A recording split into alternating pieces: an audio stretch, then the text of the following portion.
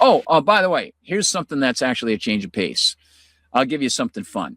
This is great. Mario Nafo's got this, and he doesn't even have any umlauts in his name, but he's still cool. Everybody, we all have to have our umlauts.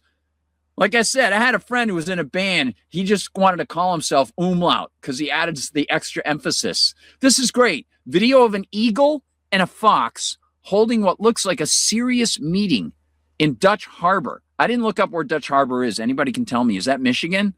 The agenda remains top secret with no leaks from the meeting so far. Isn't that great? They're just hanging out. Dutch Harbor. Look at this shit. The eagle and the fox. Come on, teach quick. Hurry up. Somebody do something. Yeah, get a picture. I got a video right now. Dude. Two predators just chilling. They're like homies. I got them. They're like, I got everything in the air. You got everything on the ground with the homies. Yeah. Video's going on. They have to be friends. That eagle to eat that fox. Yeah. That's the craziest thing I've ever seen. That's gonna get me hit to the donkey. I just love it because these guys sound like they've been partying like all afternoon. Yeah, all right, dude. Look at that, man. All right. Classic Americana. There you go. How about that, huh?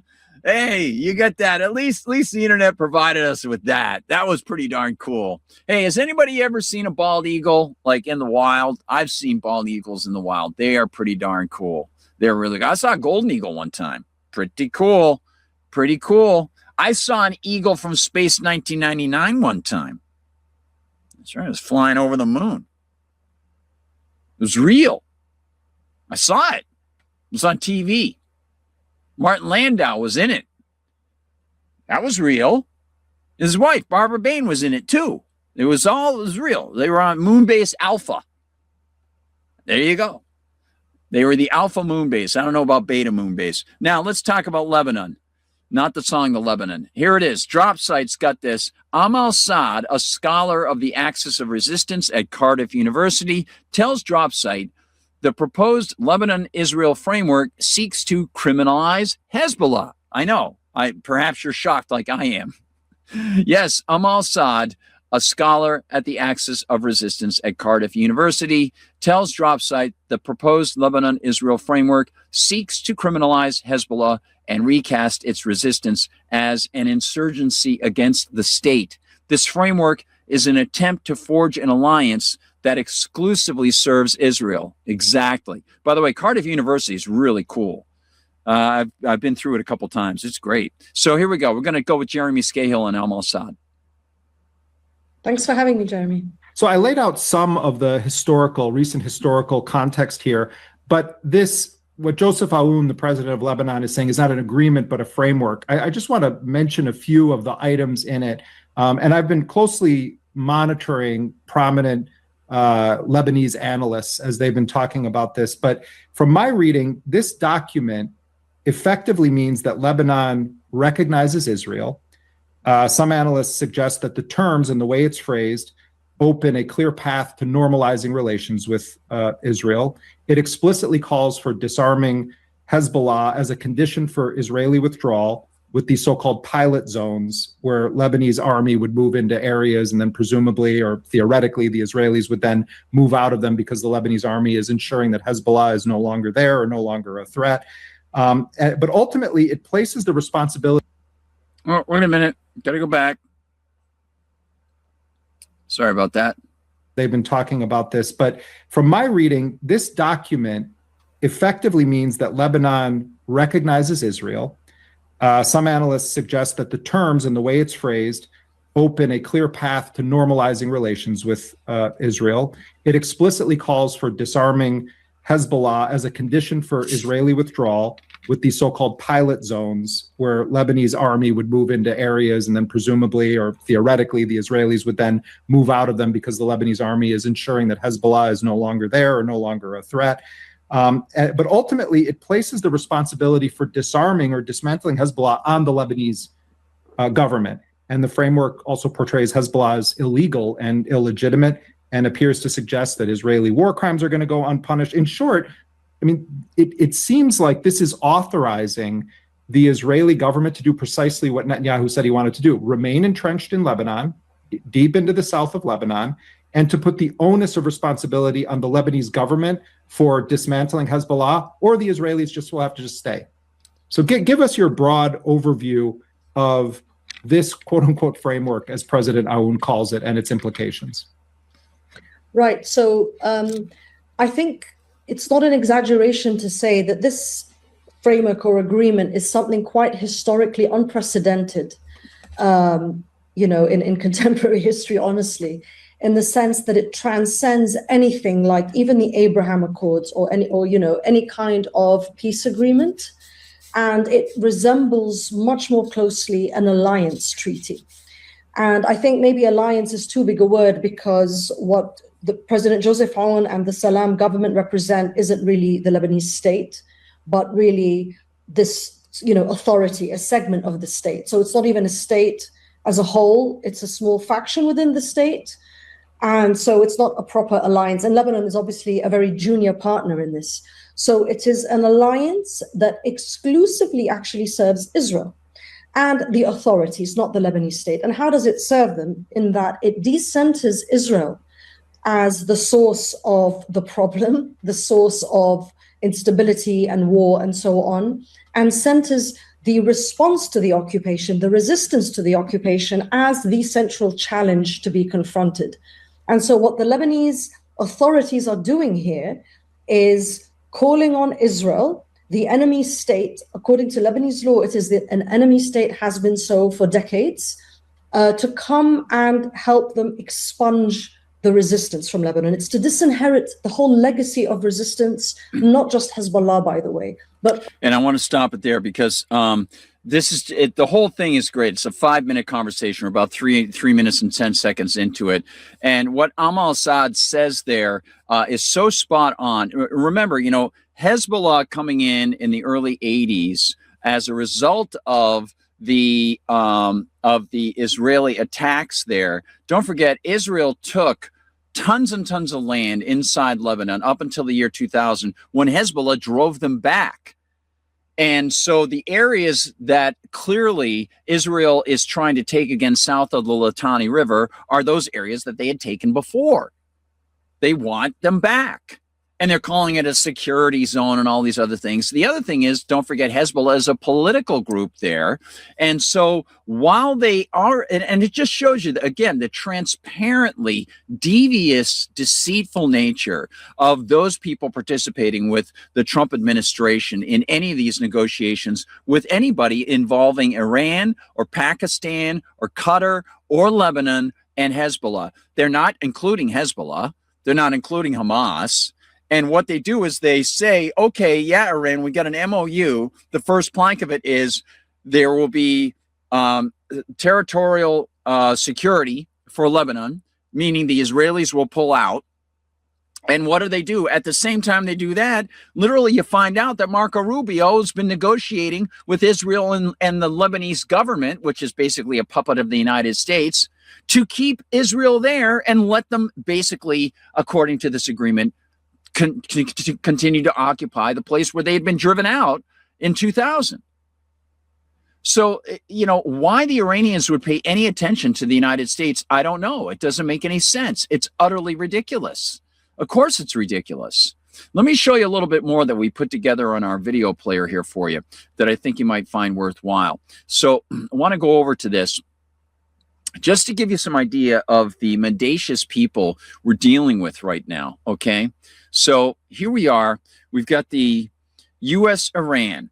Iran is in the driver's seat. People seem to think that this inspection option that is coming up that they say is new in this Iran-U.S. talk is something new when it was in the JCPOA. So now let's start looking at the United States-Iran developments, as they say, which aren't developments. And even Mario Naufel reports this as it's something new, but it's not. He said, did Iran just blink? They're now agreeing to nuclear inspections and backing off plans to charge tolls in the Strait of Hormuz. Okay, first off, they said that they were never going to be charging tolls. They weren't going to call them tolls. They were going to call them something else. Mario's better than that. He knows better than that. They were going to call them fees, navigation fees, service fees, that sort of thing. Second of all, they were never opposed to nuclear inspections ever. They've always been open to nuclear inspections. They were open under the JCPOA, and even afterwards, they were allowing the IAEA in, even when the IAEA allowed the Americans and Israelis to get information about people who were part of the nuclear power program for Iran and to target them last year, which is what they did. Now, the frozen money is also being redirected to buy goods for the Iranian people instead of weapons, according to Qatari mediators. Well, that is according to Qatari mediators, but not the Iranians. Now, Mario is, of course, a much better journalist than that. I expect better than that, and I'm sure he'll, revise it. But I don't expect a lot from this guy, Ben Shapiro, returning from Shabbat, praises Trump for launching the war on Iran. Now, this is from a while back. Just keep this mentality in mind. President Trump is the most courageous commander-in-chief in modern American history. This guy was seen for years as a conservative, one of the leaders of the new conservative movement. Is there any mention of the U.S. Constitution there? No. As we approach the Independence Day holiday, what is more important to these people? Nationalism and international associations with the Zionist state, not the founders' original concept. And I'm an anarchist, but at least I'll recognize that those guys fought hard to try to break away from England. They had the Articles of Confederation, which was better than the U.S. Constitution. And then when they got the Constitution slipped in there by Hamiltonians, they at least got the Bill of Rights. None of that stuff matters to Ben Shapiro. He calls Donald Trump the bravest move by a president of the United States in my lifetime, bar none, without a doubt. You mean war crimes? What a clown. What a clown. Now I want to show you the dialectic. Again, we get to see the lesson of the Hegelian dialectic that Eric and I spoke about on Monday. You're probably well aware of this. You probably experienced it in your life many, many times, between R and D. And of course, it always means growing statism, always engaging in aggression via the state for their preferred purposes. Whatever they are, you're the victim. So I want to turn now to two people, one of which you're going to see is a congressman from Massachusetts, who then hands it over to a congressman from Rhode Island. This isn't the man from Massachusetts. You'll see this coming up in just a minute. But I want to mention this because it's just what we were discussing before. All of these things that even last week, I didn't think when I was talking about how, well, it seems like Libya would just, prefer to give up that southern portion of, not Libya, Lebanon the government would prefer to give up that southern portion of Lebanon to the Israelis. And then literally the next day, Rubio announced the agreement that essentially was what they were going to do. I didn't think when I mentioned that last Monday or Tuesday, you can't imagine the videos you're going to watch after that. But I just watched, as you saw, Jeremy Scahill speaking with Ms. Saad about exactly the stuff that we were discussing here last week. I was just speculating, saying, oh, no, and what's she saying? It's going to lead to a civil war if they keep pushing this stuff, essentially, right? And then we get Eric and I are talking, maybe you've talked about this over your dinner table or with friends or whatever, about this two wings on the same predatory bird where, yeah, we're opposed to war. We're opposed to government aggression and killing all those people and threatening all those people with government weapons and all those things. Great. That's awesome, Democrats. Thank you. And instead, we want that money to go here. Well, wait a minute. That means you have to take the money. Yeah. So you're still assuming that aggression is okay. So here we go. This is it. They've got their own agenda, their own priorities. They sound peaceful. They sound very kind. Infrastructure, healthcare, all these different things. People are hurting and you've got to help them in the United States. Well, you don't help people in the United States by merely shutting off the warfare machine overseas, because you're still engaging in your own form of warfare for what you think is a good outcome. Handing somebody some syringe for medicine, or handing some child a meal at lunchtime in school. What you don't realize is that has to come off the backs of somebody. It's not done through charity when the government does it. So here's the example of the false dichotomy of the state, the Hegelian dialectic of the Republicans and the Democrats, and that's going to lead us into what seems to be brewing, a new political party. You might have heard people talking about this as Tucker Carlson and MGT seem to be going for something like this. We are not dependent on our adversaries for our national security, and with that, Mr. Speaker, I reserve the balance of my time. Gentleman reserves. Gentleman from Massachusetts is recognized. Yeah, Mr. Speaker, I would just again remind the gentleman and others that we already spend more than 6 of our nearest competitors in terms of military spending combined. I mean, we're talking about $1.5 trillion. It's trillion with the T going to the defense budget this year. And I got to tell you, I really think we ought to have a debate in this Congress about the definition of national security. And I think it ought to include things, like healthcare. My Republican friends cut $1 trillion from healthcare. People are losing their healthcare left and right. So there you go. See, again, like I said, the Biden administration wanted to term certain things as national security: energy, green, carbon. RFK Jr., health is national security. Mr. McGovern, Jim McGovern, seems like a really nice guy, but this falls right into the same mindset that $1.6 trillion, we could do something else with it. No, it's not your friggin' money. It's not your money. It's not your money. It's not your money.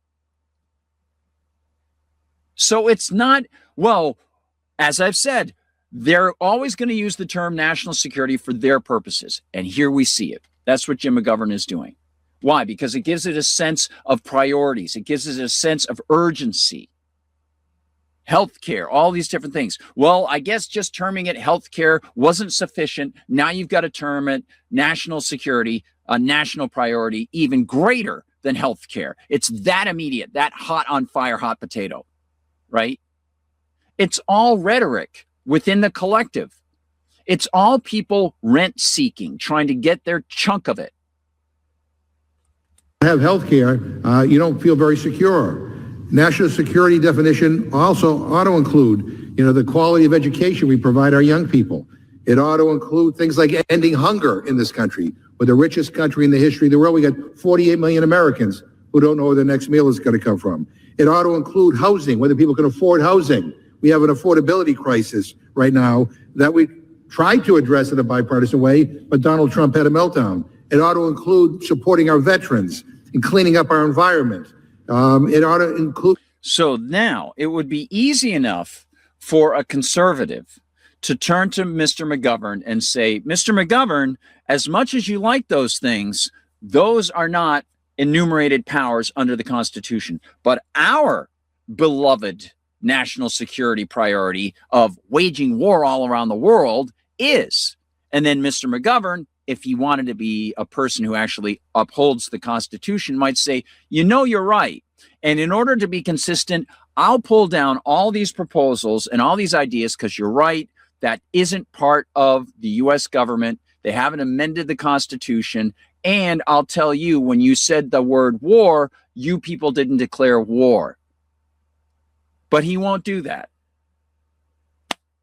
But that is the negation of both sides. The conservatives will say, but this war is part of real national security, and at least national security and fighting bad guys internationally is part of what the Constitution says. Well, how do you go about that? Oh, that's right. You have to declare war. Yeah. And if you don't, then what? Oh, the president leading the troops is unconstitutional. Right. And if he does it on his own, what are you supposed to do? Impeach him. Yeah. And then arrest him for what? Treason. Yeah. There you go. You're done. Have a nice day. Swanson dinners all around. But they won't do that. Again, nobody can debate these things. These are all very easily spelled out. I knew this stuff when I was 12 years old. Like, it's simple. They're the most basic on-off 0-1 binary switches in any United States document, the Constitution. It's easy. And you can't fudge it to say, well, it's almost a declaration of war. We can kind of call it a declaration of war. No, it had a set of rules to it. That's why war is capitalized in the document.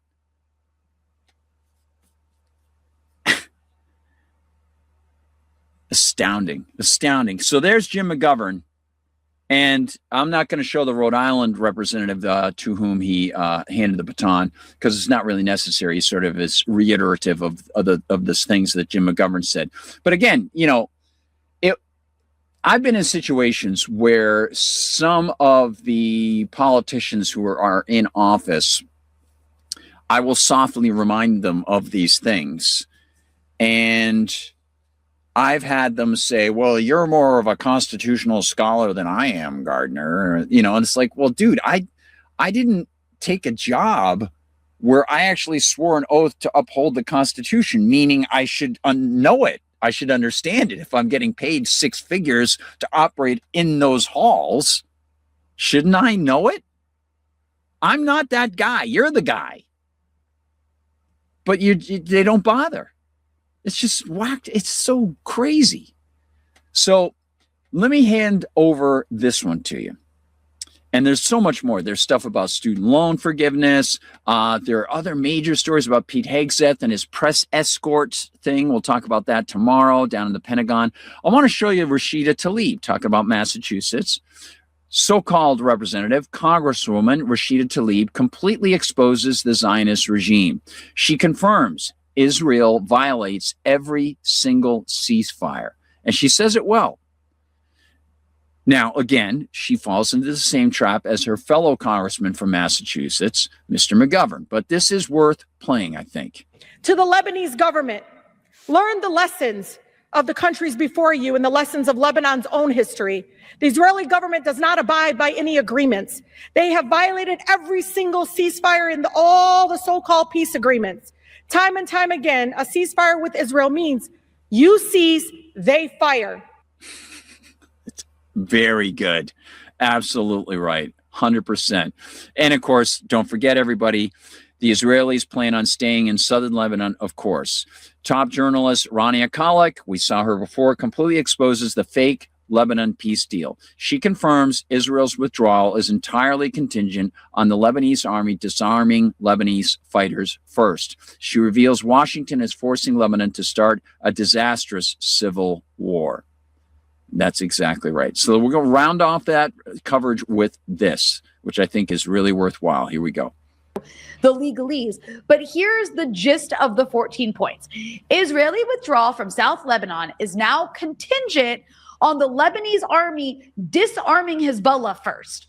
Not simultaneous, not something negotiated, but they have to disarm Hezbollah first. Now that flips international law on its head, because Israel's occupation of a sovereign country is illegal whether Hezbollah exists and is armed or not. But under this deal, Lebanon has to do Israel's dirty work, start an internal war against its own resistance before Israel even has to pretend to leave the country. And the, quote, verified disarmament benchmarks, those are determined by the U.S. in performance reviews. This is, by the way, the same U.S. that funds Israel's entire military, its intelligence apparatus, and gives Israel diplomatic cover to do whatever the hell it wants. Yep, there you go. And that, I think, wraps up the Lebanon coverage, because it's not looking good for what's going to be coming in Lebanon. But I do want to show you this over in Gaza. This is what they're preparing. Yep, of course. Israel is preparing to begin moving Palestinians into concentration camps in Gaza within weeks. According to Israel Hayom, the publication, unarmed civilians would be directed into a fenced camp in Tel al-Sultan near Rafah, while a foreign force operating under the Trump administration's, of course, will be taking more of Gaza. Yep. A force operating under the Trump administration's Board of Peace polices the area from a newly built base. The plan is described as a pincer movement. Israel expands its military control over Gaza, while the Palestinian population is concentrated into controlled enclaves leaving Hamas without a population, territory, or resources. It's exactly what everybody expected who supports the freedom of those people, sadly. And so here is the irony of Trump's complaints. This is, I think, interesting. So I just want to show you, don't forget that Mike Huckabee yesterday signed Jerusalem up to become, of course, the capital for what the United States recognizes as Israel. And this, just a U.S. government official engaging in ethnic cleansing, by the way. U.S. envoy to Israel, Mike Huckabee, pays $1 symbolic to lease land owned by Palestinians in Jerusalem, and he will lease it for 99 years.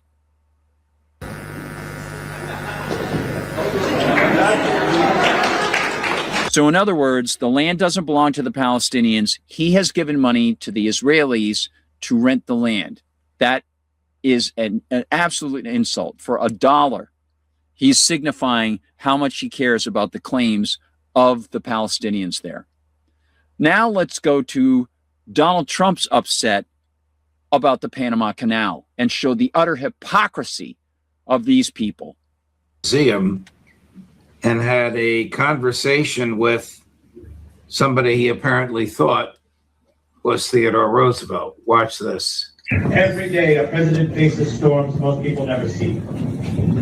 Keep your nerve and remember the nation comes first.